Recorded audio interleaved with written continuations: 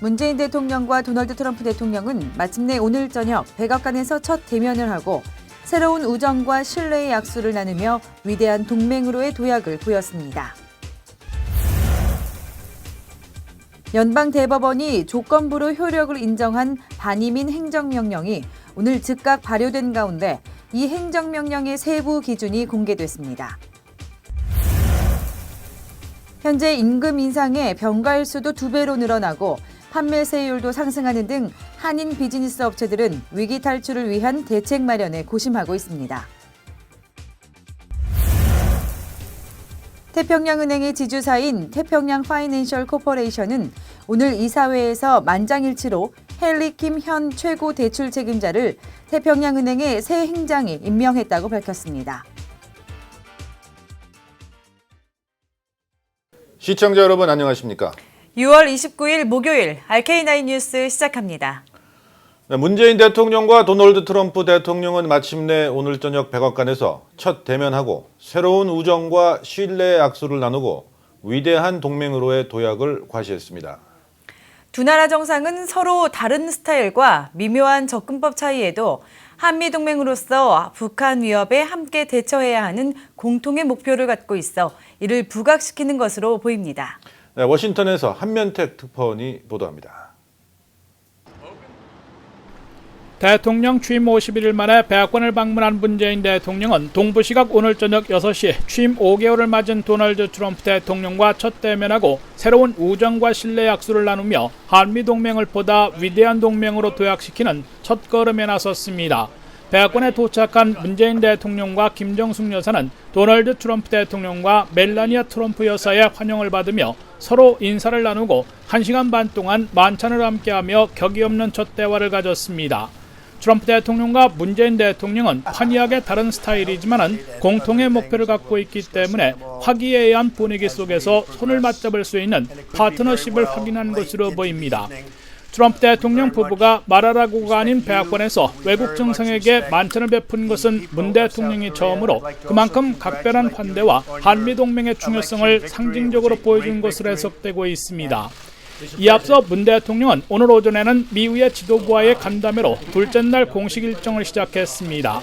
폴 라이언 하원 의장과 낸시 펠로시 민주대표, 에드 로이스 외교위원장 등 하원 지도부 8명과 만나고 상원에서는 미치 매코넬 공화대표, 척 슈머 민주대표, 밥 코코 외교, 존 맥케인 군사위원장 등 12명과 회동했습니다. 문 대통령은 이 자리에서 사드 관련 질문을 집중으로 받고 민주적, 절차적 정당성이 필요할 뿐이라면서 저나 새 정부가 사드 배치를 번복할 의사를 가지고 절차를 갖는 것 아닌가 하는 의구심은 버려도 좋다고 강조했습니다. 문재인 대통령은 이제 내일 오전 마이크 펜스 부통령과 함께 한국전 참전 기념비에 헌화한 후에 하이라이트인 트럼프 대통령과의 첫 한미 정상회담을 갖게 됩니다. 문 대통령과 트럼프 대통령은 동부시각 내일 오전 10시 15분부터 20분간 오버오피스 단독 정상회담을 10시 35분부터 30분간 참모들이 배석하는 확대 정상회담을 갖는 등 1시간 동안 북한 위협에 대한 공동대처 방안, 한미 간 무역 불균형, 한미 동맹 현안들을 논의합니다. 문재인 대통령과 트럼프 대통령은 동부시각 내일 낮 11시 15분부터 20분간 로즈가든에서 공동언론 발표를 통해 회담 결과를 설명하는데 질의응답은 없을 것으로 예고되고 있습니다.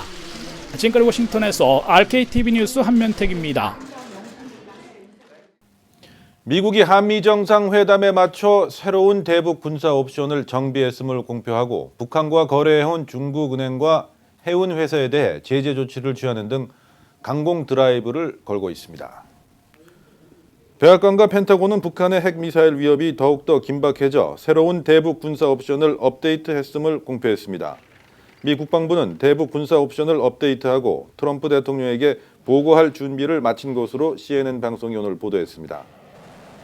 하루 앞서 허버트 맥메스터 백악관 국가안보보좌관은 신미국 안보센터 컨퍼런스에서 북한의 위협이 더욱 긴박해져 대통령은 과거 실패한 접근법을 되풀이하지 말고 군사 옵션을 포함한 광범위한 대북 옵션들을 준비하라고 지시했다고 밝혔습니다. 이에 따라 백악관과 펜타곤은 대북 군사 옵션들을 정비했으며 북한이 추가 핵실험을 실시하거나 탄도미사일을 시험 발사해 미 본토를 타격할 능력을 급진전시켰다고 판단될 때 트럼프 대통령에게 제시하게 될 것이라고 CNN과 폭스뉴스 등 언론들이 전했습니다. 연방대법원이 조건부로 효력을 인정한 반이민 행정명령이 오늘 즉각 발효된 가운데 이란, 시리아, 리비아, 예멘, 소말리아, 수단 등 이슬람권 6개국 국민과 난민은 미국 내 가까운 가족이 있거나 사업적인 연관성이 있어야만 비자를 신청할 수 있을 전망입니다. 김혜정 기자가 보도합니다. 연방대법원이 조건부로 효력을 인정한 반이민 행정명령이 오늘 발효되는 가운데 이 행정명령의 세부 기준이 공개됐습니다. 트럼프 행정부가 역점 사업으로 추진 중인 반이민 행정명령은 이슬람권 6개국 출신 국민의 입국을 90일간 제한하는 내용입니다. AP통신이 입수한 정부 공문에 따르면 이란, 시리아, 리비아, 예멘, 소말리아, 수단 등 이슬람권 6개국 국민과 난민은 미국 내 가까운 가족이 있거나 사업적인 연관성이 있어야만 비자를 신청할 수 있습니다. 여기서 가까운 가족은 부모와 배우자, 미성년 자녀, 성년 자녀, 사위나 며느리, 형제, 자매 등으로 한정했습니다. 조부모나 손자, 손녀, 숙모, 숙부, 조카, 사촌, 처남, 처제, 약혼자 등은 해당되지 않습니다. 이 같은 기준은 미국 입국 허가를 기다리는 난민에게도 똑같이 적용됩니다. 하지만 이미 이 행정명령이 발효되기 전 비자를 발급받았다면 소급 적용되진 않습니다. 사업이나 직무상의 이유로 미국에 입국하려 한다면 도피의 목적이 아닌 일상적인 과정에 따른 공식적인 업무로 서류 기록이 있어야 한다고 적시했습니다. 언론인이나 학생, 노동자, 강연자 등 미국에서의 고용계약을 했거나 유효한 초청장이 있다면 행정명령 적용 대상이 아닙니다. 하지만 행정명령을 피하려고 미국 내 사업체나 교육기관과의 관계를 맺은 경우 입국을 할 수 없습니다. 마찬가지로 호텔 예약이나 자동차 렌트 계약을 체결하고 이미 비용을 모두 지급했다고 해도 결정에 반영되지 않습니다. 또한 미국 정부가 매년 이민자 수가 적은 국가 국민을 대상으로 영주권을 지급하는 추첨 영주권 제도의 대상으로 뽑힌다고 해도 자신이 미국과 진실한 관계임을 입증할 수 있어야 합니다. 과거 사례를 볼 때 추첨 영주권 제도 당첨자들은 미국에 친척이나 직장이 없는 경우가 많아 이 같은 조건을 충족하긴 어려울 것이란 전망입니다. RKTV 뉴스 김혜정입니다. 어제는 오는 1일 최저임금 인상과 관련한 경제 전문가의 견해를 함께 알아봤는데요. 최저임금 인상에 병가 일수도 2배로 늘어나고 판매세도 상승하는 등 한인 비즈니스 업체들은 위기 탈출을 위한 대책 마련에 고심하고 있습니다. 조한규 기자가 취재했습니다. LA 한인 경제의 두 축을 이루고 있는 자바시장 의류업체와 한인타운 내 요식업계 최저임금 인상을 비롯해 유급 병가일수 증가와 판매세율 인상 소식은 어려운 숙제로 다가오고 있습니다. 오는 1일부터 26인 이상 직원을 둔 업체는 최저임금이 $12로 25인 이하는 $10 50센트로 각각 $1 50센트와 50센트 오르게 됩니다. 지금 현재 12불 받는 직원들이 있단 말입니다. 그분들을 또 올려줘야 되는 입장이 나오지만 그걸 사실 오너나 경영자 입장에서는 참 올려주기가 참 힘든 부분이 있어요. 그런 걸 많이 대처를 좀 우리 입장에서 경영주 입장에서 좀 생각을 해봐야 될 것 같고. 인원 감축을 피할 수 없다면 일 잘하는 직원을 위주로 조직 체계를 재편성해야 하는데 남게 된 직원들도 이에 따른 업무 부담을 책임져야 하는 상황이 발생하게 됩니다. 또한 유급 병가일 수는 3일에서 6일로 그리고 판매세율은 0.5% 증가해 LAC의 경우 9.25%까지 상승합니다. 또한 7월 1일부터 텍스가 0.5%가 또 올라가요. 그러면 사실 식사하는 입장, 우리 요식업소에서 볼 때는 조금 올리면 인건비가 올라가면 재료비도 올리고 재료비 오르면 또 텍스도 올라요. 그게 식사하는 손님의 입장에서는 이중고가 사실은 되는 거죠. 그렇다고 경영자 입장에서 요금을 안 올릴 수도 없습니다. 사실. 자바 시장의 경우 회사의 규모를 25인 이하로 줄이거나 그것도 안 된다면 회사를 타주로 옮기려는 현상도 가시화되고 있습니다. 여기 종업원이 한 100명 있다. 그럼 여기는 주요 멤버만 놔두고 나머지는 이제 타주로 옮기려는 웨어하우싱 우리가 지금 라스베가스 때부터는 바느질 공장만 가 있는 걸로 그동안 가 있었는데 이제 이런 임금 인상이 계속되면 점차적으로 제가 알기에는 웨어하우싱이나 유통 쪽도 갈 거라 봅니다. 경기가 좋아져 비즈니스 영업이 화랑새를 탄다면 최저임금 인상은 문제가 되지 않을 것이라며 단기가 아닌 장기적인 영업 활성화 전략이 시급하다고 지적합니다. 리테일 비즈니스가 지금 안 되고 있다 보니까 저희한테 여파가 왔죠. 우리 도매상들도 안 되고 또 남미에서도 안 올라오고 있고 우리는 사실 종업 문제가 첫 번째는 아닙니다. 종업 월급 문제가 장사가 잘 돼야지만이 종업부터 월급도 줄 수 있는 거고 보너스도 줄 수 있는 거 더 줘도 되지 않겠습니까? 특히 요식업의 경우 업체들 간 가격을 낮추는 가격 덤핑 경쟁을 자제하고 차별화된 제품 개발과 서비스를 통해 가격 경쟁력을 높이고 상생의 전략을 모색할 필요가 있다고 관련 업계 종사자들은 지적하고 있습니다.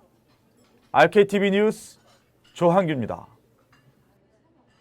월요일이 끼어있는 징검다리 연휴인 올해 독립기념일 연휴에는 여행을 떠나는 캘리포니아 주민들이 역대 가장 많은 500만 명 이상이 될 것으로 전국 자동차 클럽 AAA가 전망했습니다. 또 남가주에서는 주민 310만여 명이 여행을 떠날 것으로 전망됐습니다.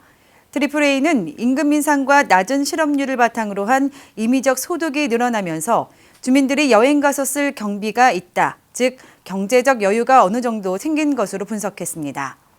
특히 항공편을 이용한 여행객 수가 크게 증가했는데 이는 2008년과 2009년 불경기에서 완전한 회복을 이룬 것이라고 AAA는 강조했습니다. 여행을 떠나는 남가주 주민 79%에 달하는 250만여 명이 차량을 이용해 여행을 떠날 것으로 관측됐습니다. 또 지난해보다 5.6%가 증가한 39만 5천여 명은 항공기를 이용해서 그리고 지난해와 비슷한 수치인 나머지 26만여 명은 기차나 크루즈, 버스 등 다른 교통수단을 이용해 여행할 계획입니다. 네, 잠시 후 뉴스 계속됩니다.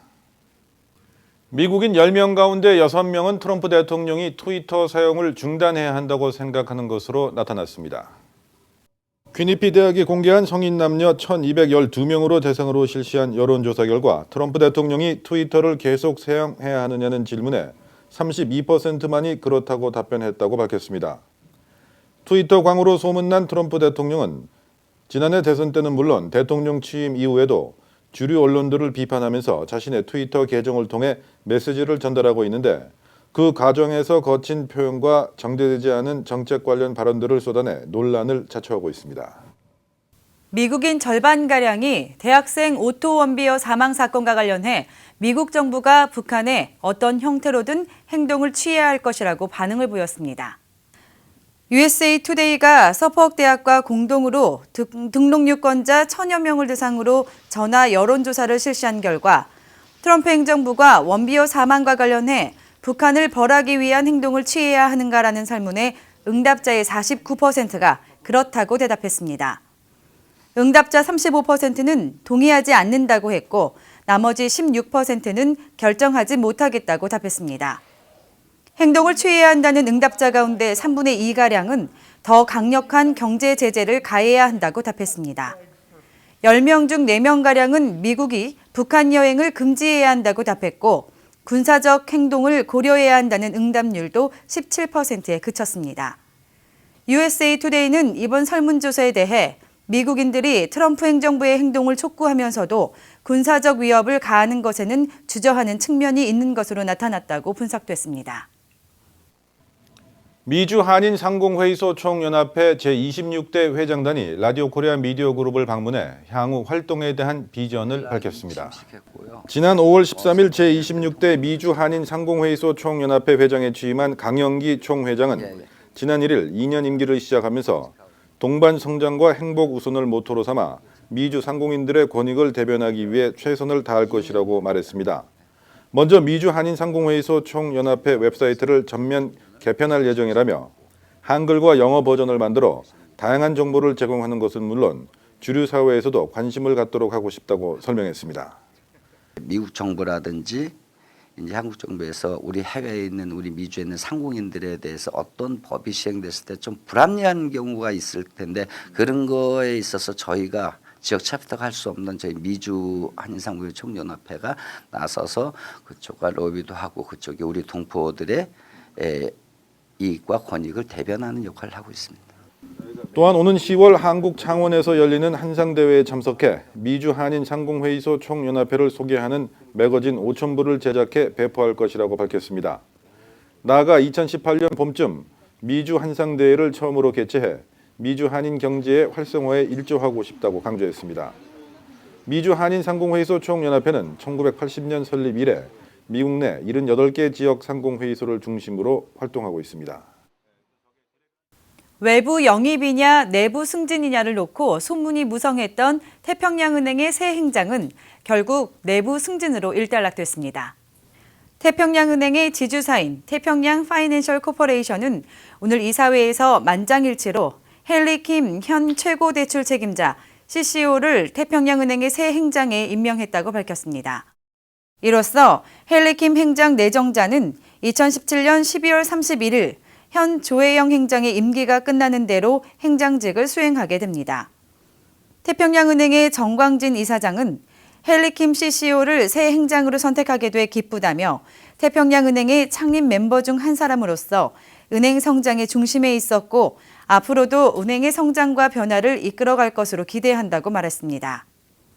또한 퇴임하게 되는 조혜영 행장은 지난 금융위기 이후 은행의 수익성과 자본 확충에 기여한 바가 크다며 지난 6년 동안 행장으로서의 역할에 감사의 뜻을 표했습니다. 한인 가정상담소의 어린이 푸드 프로그램 연례 워크숍 행사가 어제와 오늘 이틀간의 일정으로 개최됐습니다.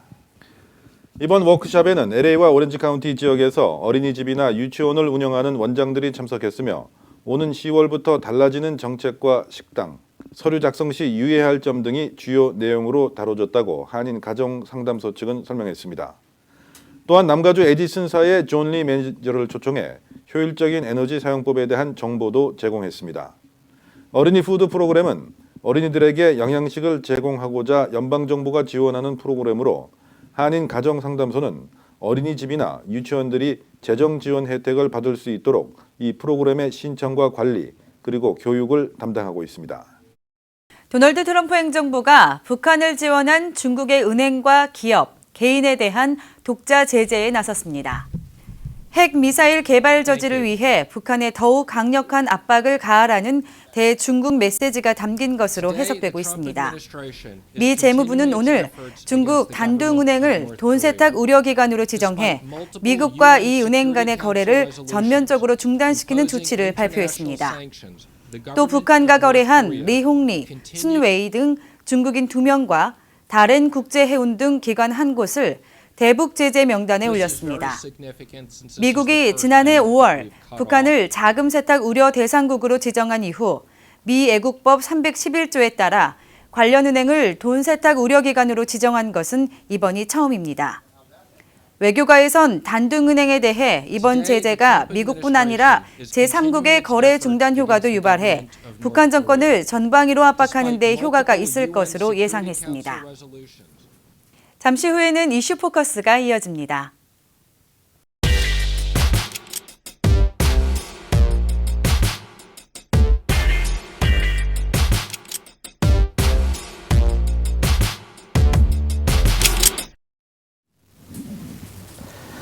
안녕하십니까. 이슈 포커스 시간입니다. 다음 주 화요일은 독립기념일이죠. 이번 연휴에 캘리포니아주에서는 500만 명 이상이 자동차 여행에 나선다고 합니다. 그런데요, LA가 여러모로 운전하기 힘든 도시에 선정이 됐습니다. 운전지옥 LA, 매너꽝 운전자. 오늘의 이슈입니다.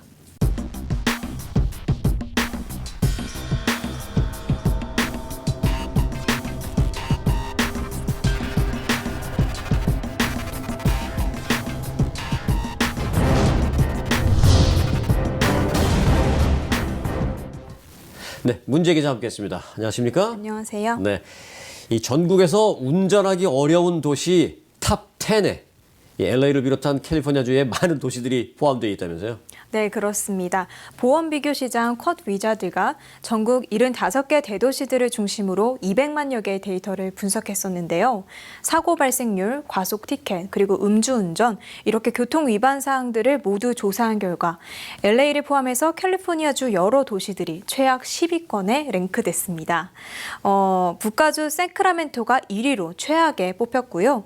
남가주의 리버사이드가 3위, 샌디에고가 4위, 그리고 불행 중 다행으로 LA가 6위에 머물렀습니다. 네, 6위 하니까 뭐 되게 공부 잘해서 6등 그런 게 아니라 나쁜 거 6등이에요, 지금. 자, 이런 건 1등 하면 안 되고 더군다나 10등 안에 들고 그러면 안 되는데 네. LA가 들었어요, 많이.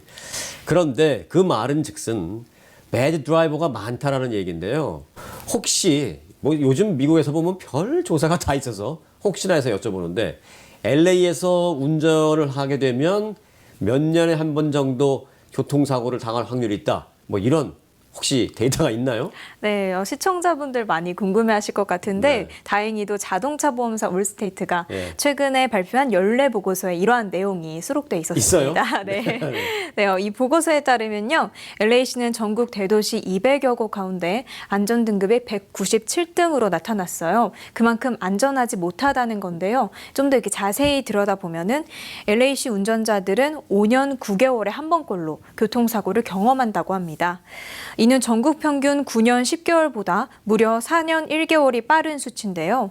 비교를 해보자면 안전등급 1위인 캔자스주의 캔자스시리는 운전자들이 14년 9개월에 한 번꼴로 이제 교통사고를 내는데 LA와는 아주 큰 차이가 나는 겁니다. 예를 들어서 이제 LA가 5년 9개월이니까 캔자스시리에서 한 번 교통사고가 날 때 LA에서는 거의 3번 이상 이렇게 두번 나는 이상. 거죠. 네, 세 번. 2번, 3번 이렇게 나는 거죠. 사실 뭐 그렇게 한적한 시골 도시에서는 뭐 교통사고 날 일도 이제 없을 거고 물론 이제 한 번 나면 또 크게 날 수가 있지만요. 그냥 횟수로 따지면 그렇다는 얘기네요. 네. 그쪽에서 한 번 정도 날 때 LA에서는 2번 넘어 3번 정도까지도 사고가 가능하다. 굉장히 실감나는 데이터인데요. 결국 이제 보험료 올라가는 소리가 막 들리는 것 같습니다. 네. 그런데 이제 우리가 운전을 하다 보면 별것도 아닌 일로 소위 뭐 욕도 하기도 하고 창문 내려서 뭐 손가락질도 하고 심한 경우에는 뭐 갱 멤버들을 막 총도 들이대고 한다고 하는데 이런 일이 정말 확률이 많다는 거 아니에요, LA 쪽이? 네, 그렇습니다. 바로 이게 운전 중 난폭 행동이라고 하죠. 네. 영어로는 로드 레이지라고 하는데 LA시의 로드 레이지 역시 아주 심각한 수준으로 나타났습니다. 오토인슈런스센터닷컴이 소셜미디어 인스타그램 포스트 6만 5천 개의 위치, 코멘트를 일일이 다 확인을 했는데요.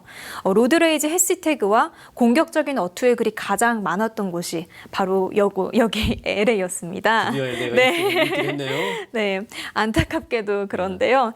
그런데 더 충격적인 것은 이 로드레이지 확률이 2위인 뉴욕보다 60% 많았다고 합니다. 1등도 그냥 1등이 아니라 2등하고 성적 차이가 많이 나는 독보적인 1등. 나쁜 네. 1등인데요. 네.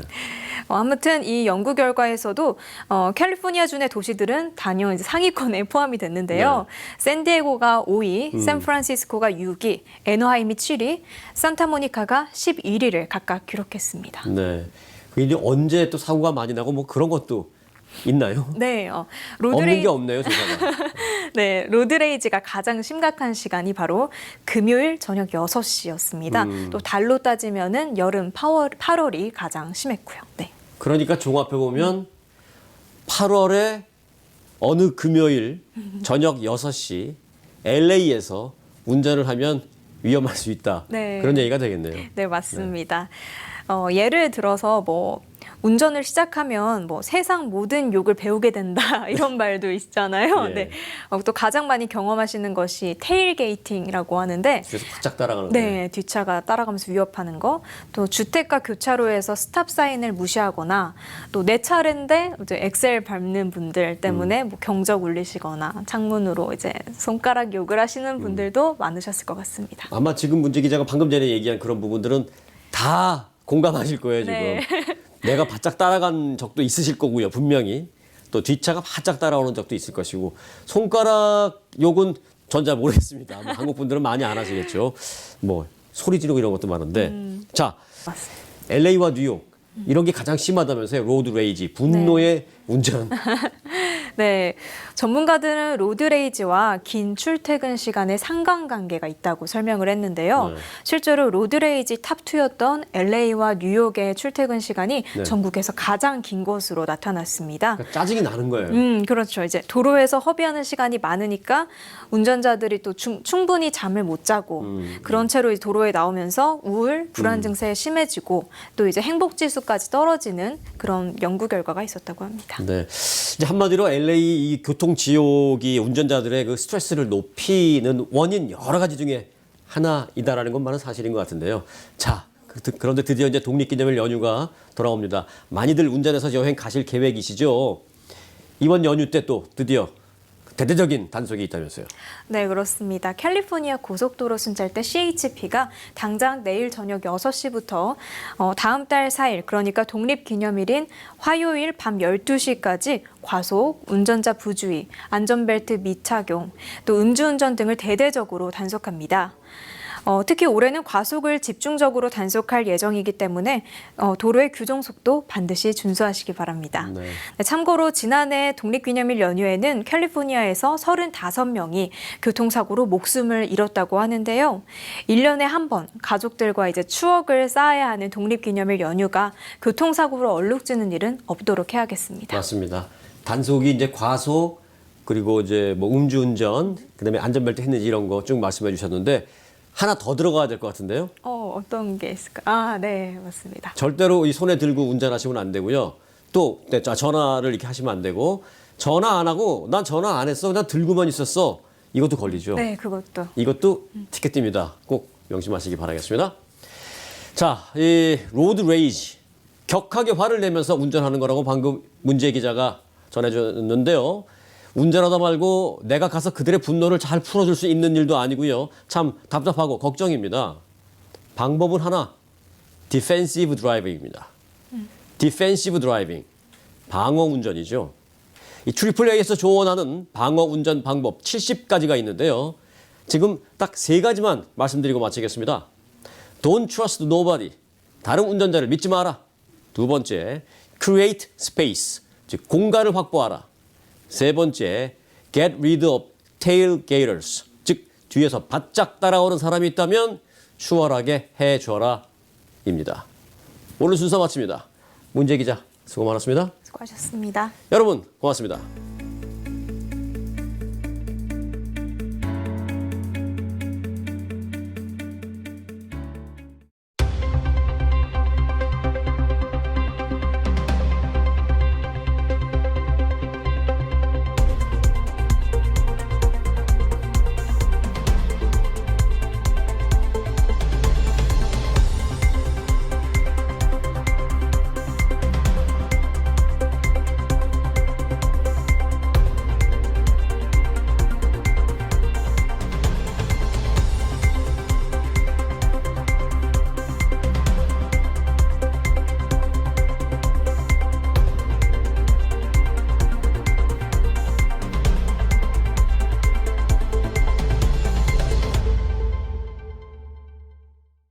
네, 이상으로 RK9 뉴스 모두 마칩니다.